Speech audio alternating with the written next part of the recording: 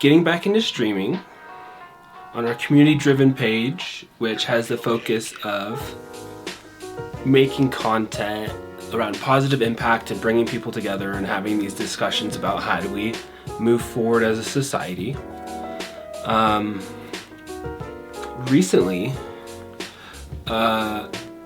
there's been some crazy LA fires, and I was already wanting to do a segment or play Civilization, which is this game where you can have a country and start a society in like this bigger world, and you slowly evolve technology and you expand and you try to survive. And one of the expansion packs in that game lets you turn on like climate disasters and climate change settings. And so that got me thinking, maybe just explore that game and play it as a stream game, but then also with these fires, and just like hoping that they slow down or they get contained, and then watching the devastation, and then knowing with the environmental studies background, like this is just going to be an ongoing issue that we're going to need to deal with until we stop warming our planet. And so I wanted to speak about that, and I have a few posts that I'm going to share, but I want to make sure that all my settings are dialed in. So let's chat about these fires a little bit, because it's pretty crazy to see and sit with the amount of lives affected by it, and knowing kind of that to do our best to be resilient against disasters, these natural disasters, we're not really taking the steps. And so also part of this conversation being, what can we as individuals and as society move towards to move the world into a direction where we are more resilient, more able to support each other, and just to kind of get the conversation going, talking about these LA fires and talking about this element, seeing the global temperature rise and it being directly related to a number of greenhouse gases, natural or otherwise, and leading to conditions where it affects how moisture moves, as well as energy in our atmosphere, which can sometimes lead to like hurricanes and record rainfalls, floods, and in these scenarios, also fires. LA was getting less water than normal, and with the increased temperatures and dryness, created this scenario to become possible and or hard to control once it did break out. And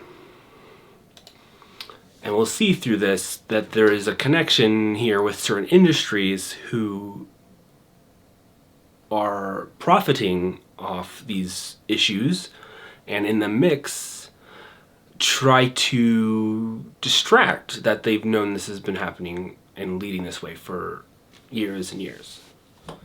Climate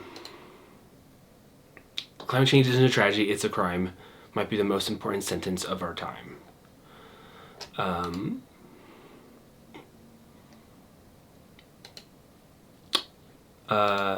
You cannot negotiate with physics, you cannot place tariffs on sea level rise, you cannot bomb a hurricane, you cannot use market-based solutions to slow wildfires. You either act in accordance with the science or you don't.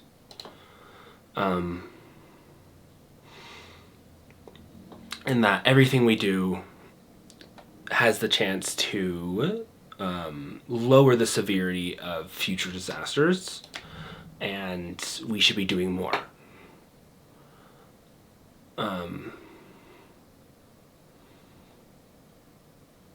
And you can see in some of the news media too that trying to make this about a political party situation and issues that aren't necessarily climate change. Though I guess it is multi-factor, like their practices and how the city was set up, like those things do play a role in things as well. But when you look at historic maps of the area, I mean, it's one thing the people currently not rising to the occasion, but most of these cities were built and at a time where this wasn't as big of an issue, because there was less heating and weather patterns were more consistent. Last summer was LA's hottest ever. This rainy season, Southern California got just 2% of its normal rainfall.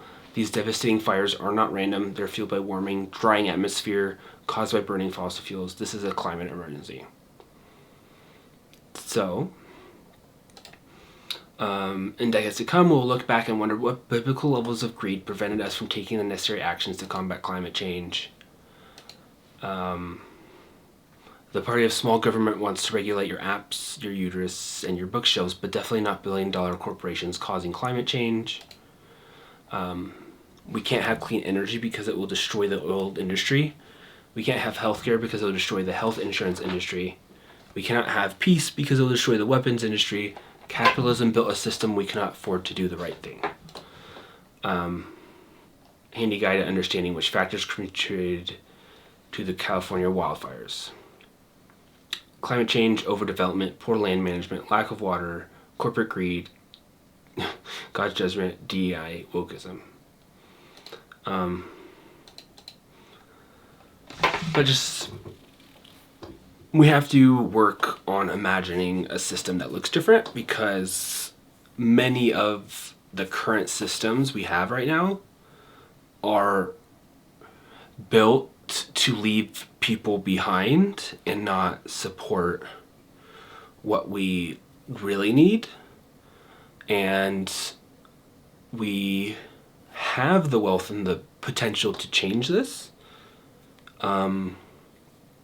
We just have to dismantle certain aspects of certain industries. Because in a lot of circumstances, these resources, we're not really even like benefiting from them much as like a country.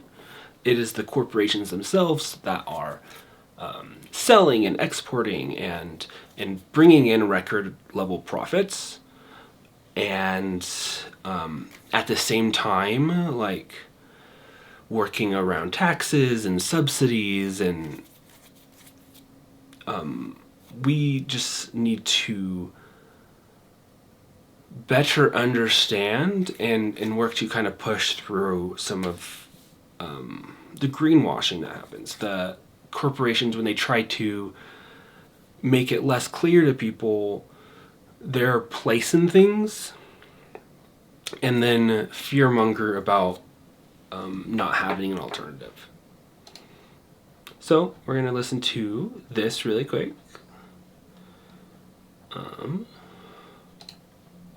There's a new force of nature at hand, stirring all over the world. They are the young people whom, frankly, we have failed, who are angry, who are organized, who are capable of making a difference.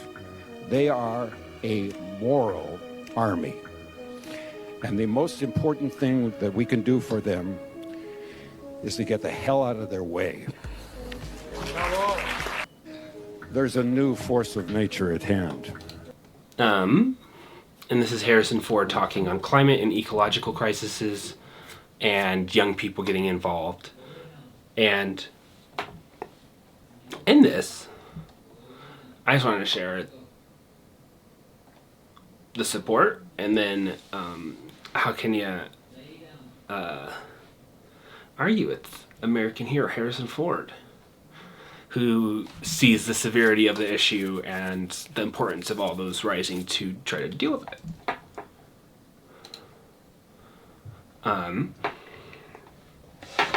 This all to say that also that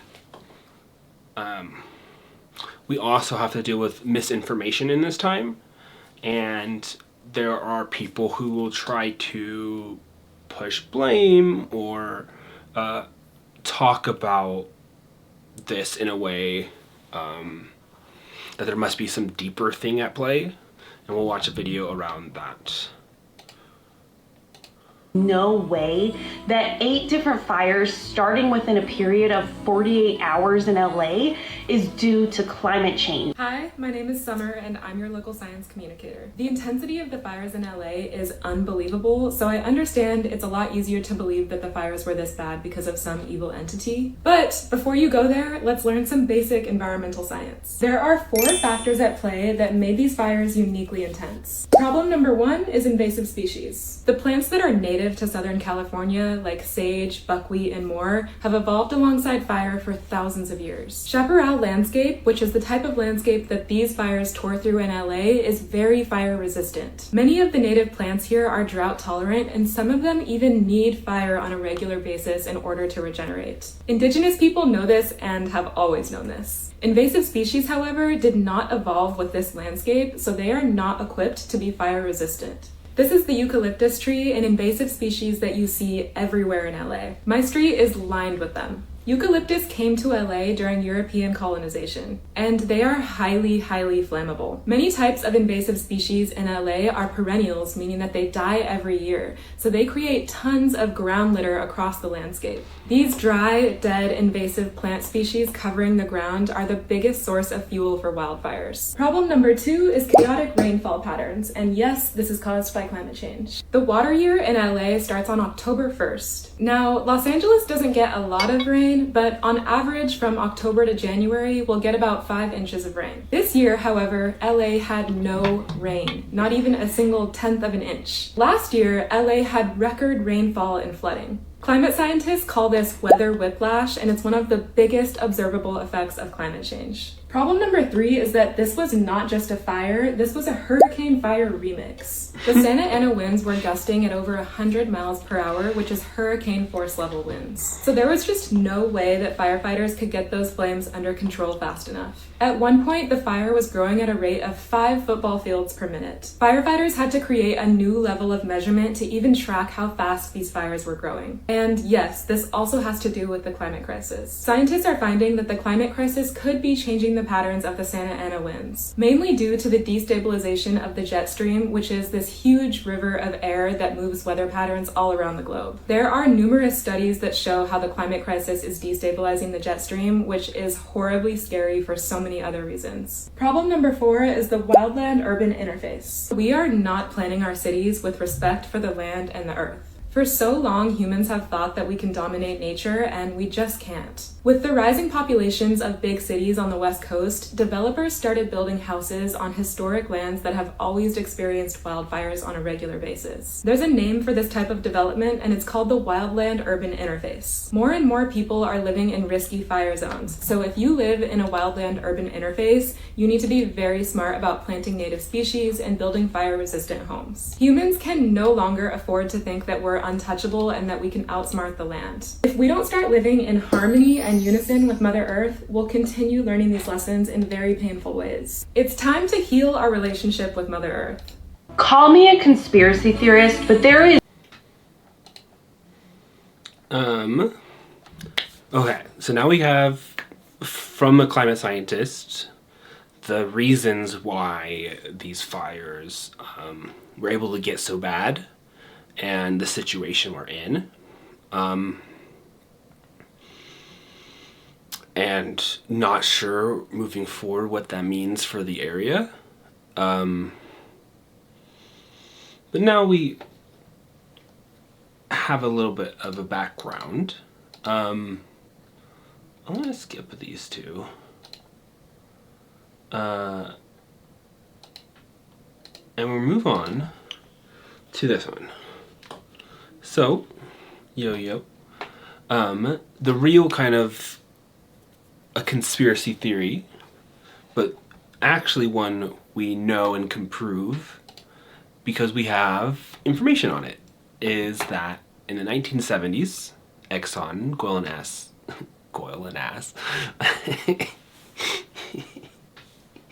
oil and gas,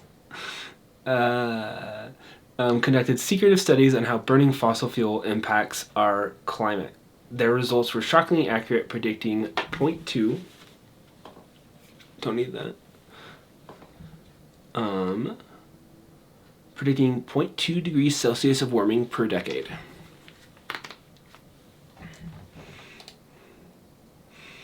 Any known person would read about the fires, floods, and heat waves in those reports and decide to make money doing something else, not Exxon execs. They realized that if their research got out, the public would demand different energy infrastructure to avoid literal hellfire. So they hushed it up and started funding an aggressive campaign to deny climate change, deceive the public, and buy out politicians. Since that day, they've been inspiring politicians who are morally bankrupt enough to take their bribes. Think of fossil fuel CEO for climate denial and the concept of a carbon footprint, which they invented so that we'd blame ourselves and each other instead of their own psychopathic business practices. Think corrupt politicians for the yearly $757 billion in subsidies that could go to our communities, but instead prop up oil and gas. That's so much money. What even is the right word for somebody who's greedy enough to sacrifice billions of everyday people for short-term profit? Oil and gas CEOs like to play dumb about climate change, but they've been crystal clear on it for longer than anybody else on the planet. They're not skeptical, they're just evil. Next week, Donald Trump picked for Energy Secretary is up for confirmation. His name is Chris Wright, a fracking CEO who bought his appointment with a $500 million campaign donation. His stated goal is to strangle renewable energy investments and funnel our tax dollars into fossil fuels. Still him and his buddies know that their reign will end if the public rises up to fight back. Enter More Lies and Deceit. A study found that in 2020, oil and gas corporations pumped $10 million into misleading Facebook ads. Fossil fuel propaganda spiked even higher on social media after Biden's 2024 pause on LNG, liquid natural gas export terminals. And you see this in a number of places. We just found out in Colorado recently some oil and gas companies were, or their consultants were filing bad pollution information, and seeing that potentially right now could be putting their money towards mixing up what social influencers say. But it's hard to know. Though, I mean, it happens in normal media, so why wouldn't it happen in new media? I mean, traditional media takes money from oil and gas companies to play their ads across different channels, and like the Koch brothers, like they put their money from oil and gas to politics, and like this isn't new. But it's just shitty that our planet has to burn for it, you know? It's like, you think that'd be like the thing not to do. Anywho, what do I have here next? If the wildfires are terrifying you, let's turn that fear into action, not paralysis. A comprehensive guide on all the ways you can take power back and fight the climate crisis. So, with the last few of these, we're going to share out some different places you can chip in, help out, learn more. And for me, a lot of this energy around our planet and our environment and improving the world around us is turning it into some action and finding communities who agree and want to help move things in a better direction is where I get a lot of hope and inspiration. So let's go through this article's suggestions on what we should be doing. If we cannot trust the government to adequately fight climate change, we must rely on each other to take care of the planet. Our household spending influences 65% of global emissions. Our individual actions do matter. We are not doomed if we act collectively. So there's the part about the individual consumer. Collectively, we can move the needle.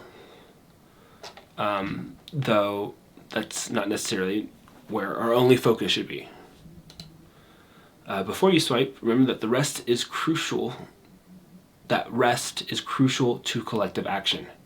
If you are recovering from a climate disaster or you are burnt out from climate action, rest, grieve, and come back when you are ready. I've been burnt out before. I've seen these forces in play in the activist movements. And the thing I return to is, you need to build in taking care of yourself and tuning into your community. Finding those communities, tuning into them, spending time, and processing your emotions and looking for those avenues of good and hope and solidarity throughout. We know it's daunting, but switching to a plant-based diet has a huge positive impact on the planet. If everyone in the US ate plant-based in 2025, it would be like eliminating the annual emissions of Amazon, Unilever, Target, Microsoft, Zara, Shein, Apple, Google, H&M, and Meta combined. One of those actions we can choose, and one that typically when I go out, I try to take into consideration. When I'm going to restaurants, when I am grocery shopping, I will mix in more plant-based options throughout.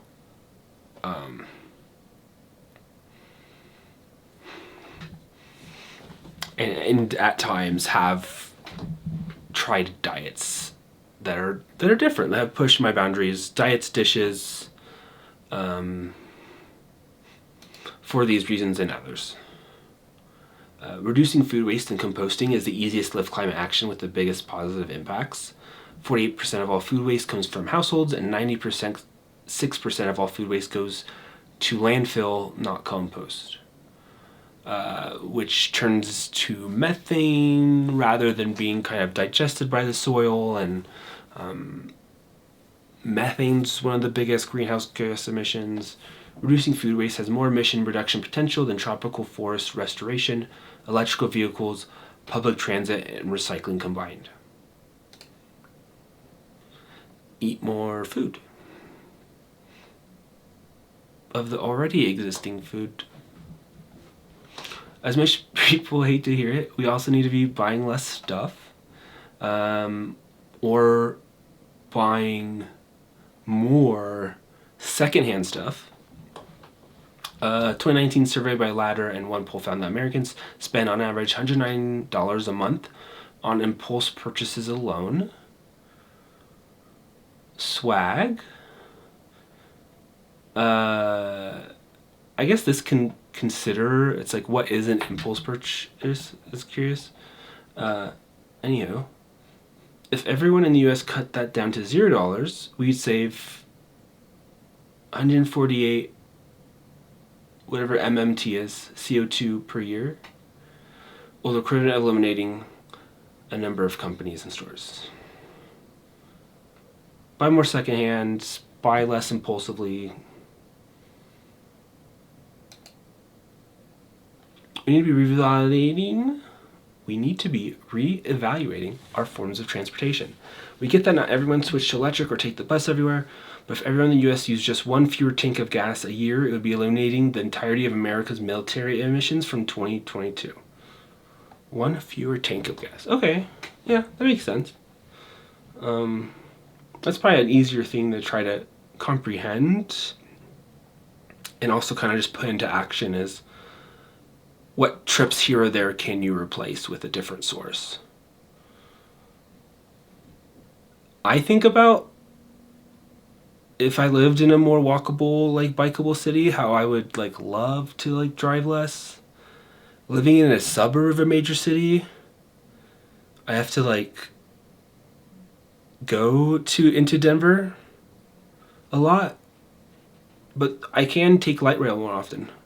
Like I can, that's an easy change.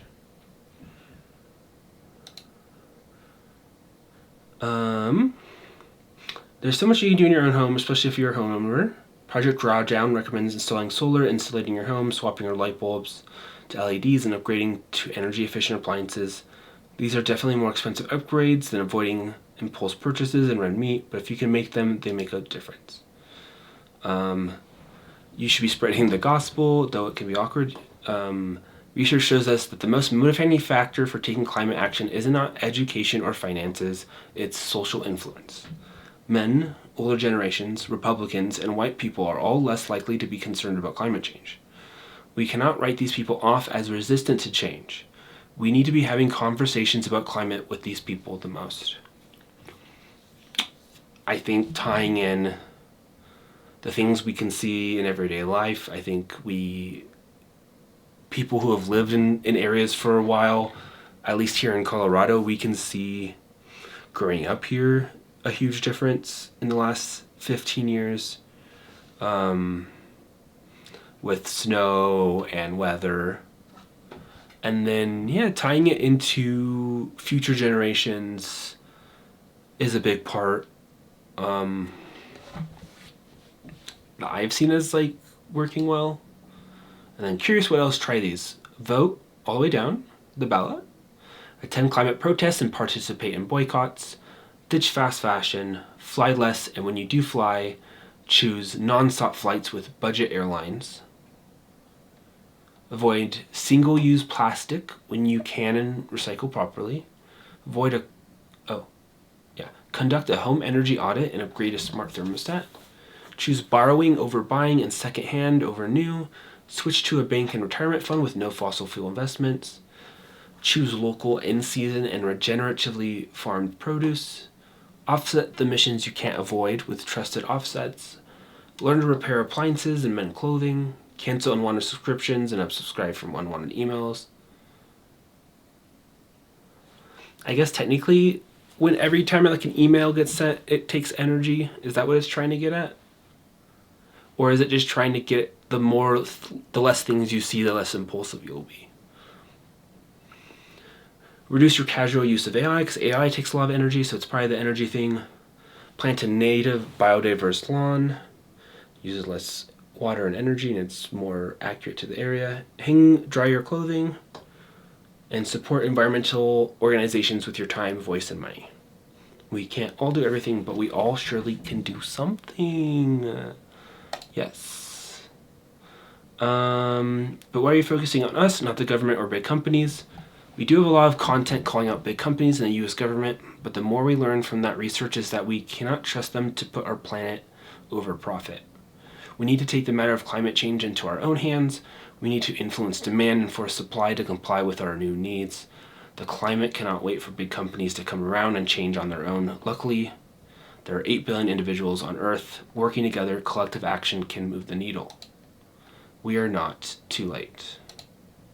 Suppose you had the revolution you're talking and dreaming about. Suppose your side had won and you had the kind of society that you wanted. How would you live, you personally, in that society? Start living that way now. And this is why the Commons exists. And they built an app to do all this and more. It's free and will reward you for taking climate action. I don't actually have the app. I'm just reading what they wrote here. We also created a podcast about collective action and help you feel less alone in the climate fight. And I don't remember how I found this post or their page. Let's see if I follow them. I don't. We'll follow them.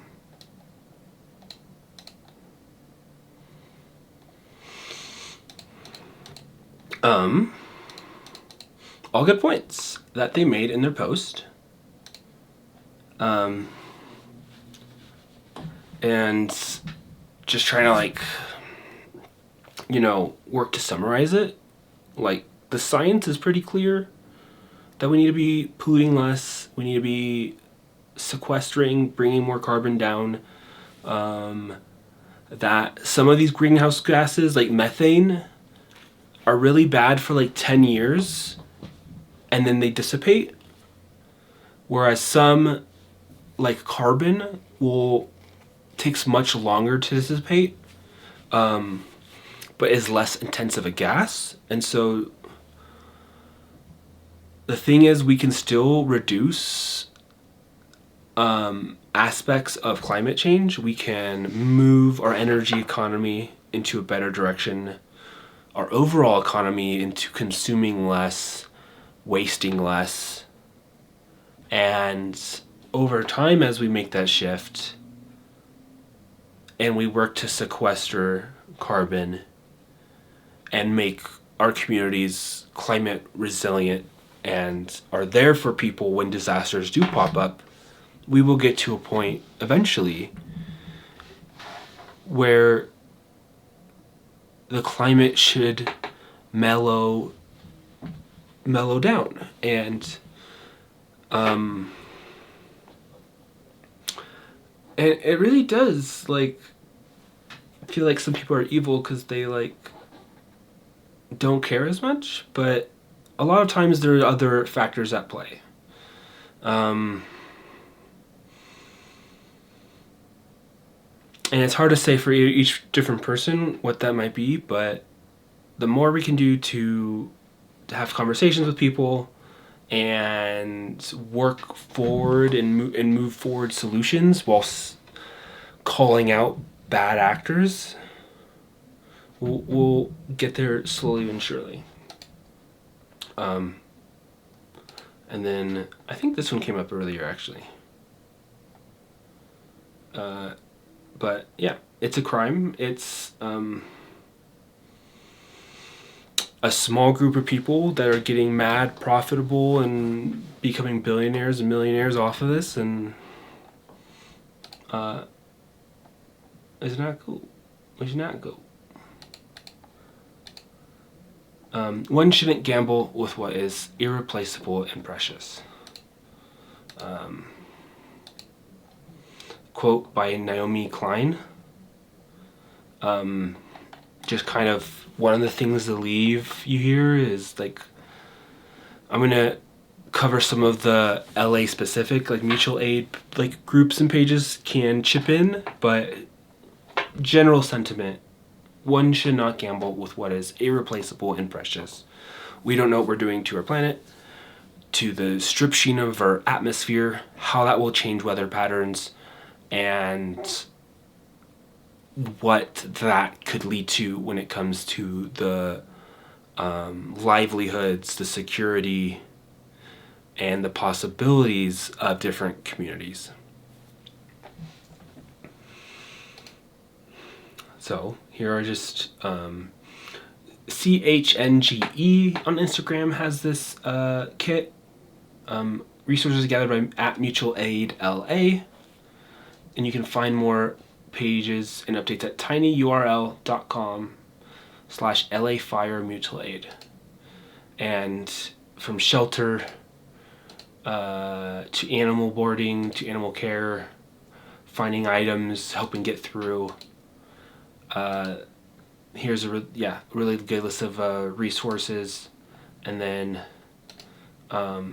Sunrise Movement also list of different mutual aid groups, black families who lost their home, houseless folks, and the local Sunrise Movement LA Mutual Aid Fund.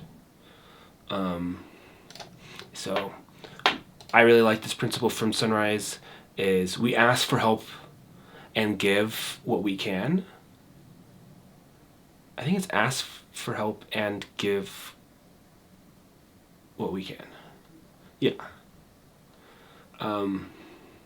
Others who take nonviolent direct action to expose the injustice of the status quo and the corruption of politics. This moment calls for doing both. So there's the mutual aid side. We're working to be there for each other and spread awareness and do that as a movement, while also calling out those who are responsible. Instead of meeting our basic needs, our government spends millions of dollars helping rich get richer. This system has got to go. And Sunrise Movement is one of the communities and orgs that I volunteer with and work with, because they're taking a zoomed out approach to what we need to do here in America. And some of the most kind of inspiring activists and people consistently showing up around the climate crisis. All right, so what do we think, chat? How do we feel? How are we doing after all that? A little bit of a run through